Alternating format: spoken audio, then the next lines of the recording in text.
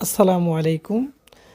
আমি আজকে আপনার মাঝে আবারও একটা কুফরি ভান মারার তাবিজ নিয়ে আলোচনা করব বা এটাকে আপনার মধ্যে বুঝিয়ে দিব কিভাবে আপনারা এটা নিজেরা এই কাজটা করবেন। আপনারা একটা জিনিস খেয়াল করবেন, আমার এই চ্যানেলে যে ভিডিওগুলো আমি দিব এগুলো অবশ্যই নিজেরা করতে পারবেন। এরকম কোনো কঠিন জিনিস যেটা আপনারা পারবেন না সেটা অযথাই আপনাদের এই দেখায় বা আপনাদের শোনায় কোনো লাভ নাই।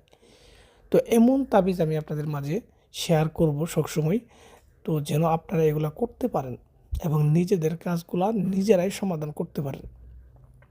তাহলেই আমার সার্থকতা। আমি আপনাদের বুঝাইলাম বা একটা জিনিস দিলাম, এটা দিয়ে আপনারা কাজ করতে পারলেন না, তাহলে তো সেটা দিয়ে আমার কোনো লাভ নেই। তো যাই হোক, আসলে আমি কথা বাড়াতে চাই না। যারা শত্রুকে বিনাশ করতে চান বা শাস্তি দিতে চান, তারা কিভাবে এই কাজগুলো করবেন আমি আপনাদের সুন্দরভাবে বিস্তারিত বুঝিয়ে দিব। আপনারা ভিডিওটা ফুল দেখেন, ভিডিওটা ফুল দেখলে আপনারা বুঝতে পারবেন। যদি স্কিপ করেন তাহলে দেখা গেল একটা জিনিস বুঝবেন আর একটা বুঝবেন না। তো যাই হোক, মূল কথায় আসি।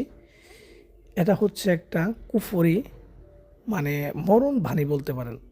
আসলে ইউটিউবে এভাবে বলা যায় না, এটা কুফরি একটা মরণ বাণীর তাবিজ।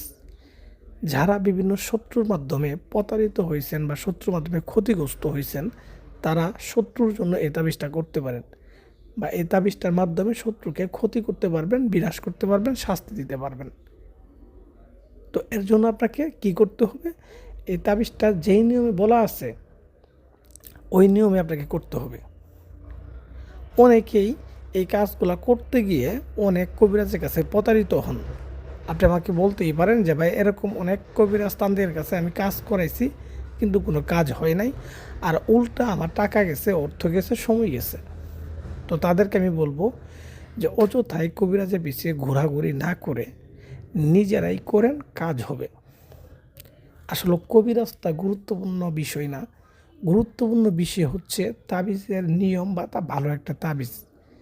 এগুলো তাবিজ যে কাজ করে এটা আমরা সবাই বিশ্বাস করি। তাবিজ কবজ এগুলো কাজ করে, এগুলো আদি যুগ থেকে কাজ করে আছে, মানুষ এগুলোর মাধ্যমে উপকার পাইতেছে বা অনেকে ক্ষতিগ্রস্ত হইতেছে। আপনি এগুলো খেয়াল করে দেখবেন যে বিভিন্ন সময় আপনি নিজেও এগুলো তাবিজের মাধ্যমে ক্ষতিগ্রস্ত হয়ে থাকেন, কিন্তু আপনি হয়তো বুঝতে পারেন না। তো যাই হোক, যারা এই তাবিজটা করতে চান কিভাবে করবেন আমি আপনাদের বিস্তারিত দেখাও দিচ্ছি, আমি নিজেও করতেছি এবং আপনাদের আমি বলে দিতেছি আপনারা কিভাবে করবেন।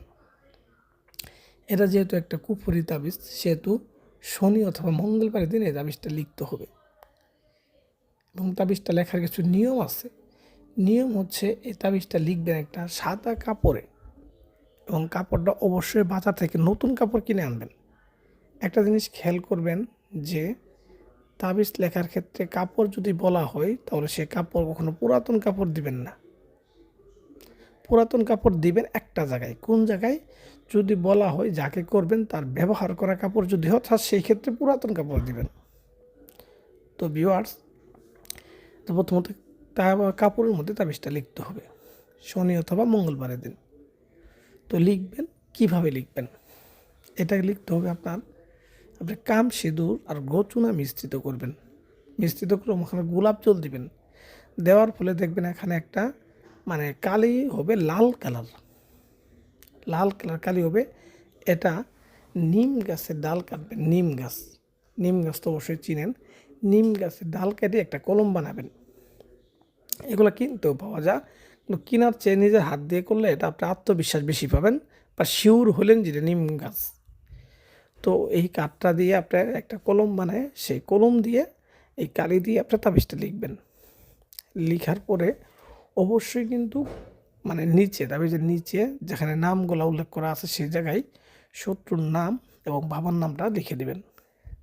তো লিখে দেওয়ার পর, হ্যাঁ, আপনি তাবিজের অপর পৃষ্ঠায় আপনি কী করতে চান, শত্রুকে কী করতে চান সেটা উল্লেখ করে দেবেন, কারণ এটা দিয়ে আপনার বিভিন্ন কাজ করা যাবে। তো সেই ক্ষেত্রে অবশ্যই এটা লিখে দিতে হবে যে আপনি কী করতে চান। এটা লিখে দেবেন, লিখে দিয়ে তাবিজটা সুন্দর করে একটা লোহার মাদুলিতে ভরবেন। লোহার একটা মাদুলিতে ভরবেন, ভরার পরে এটাকে আপনি যে কোনো একটা ওয়াশরুমে বা বাথরুমে বা নোংরা জায়গায় এটা ফেলাই দিবেন।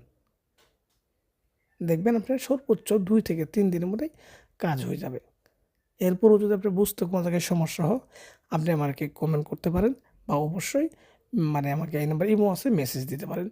আমি আপনাকে সুন্দর করে বুঝিয়ে দেবো, কোনো সমস্যা নেই।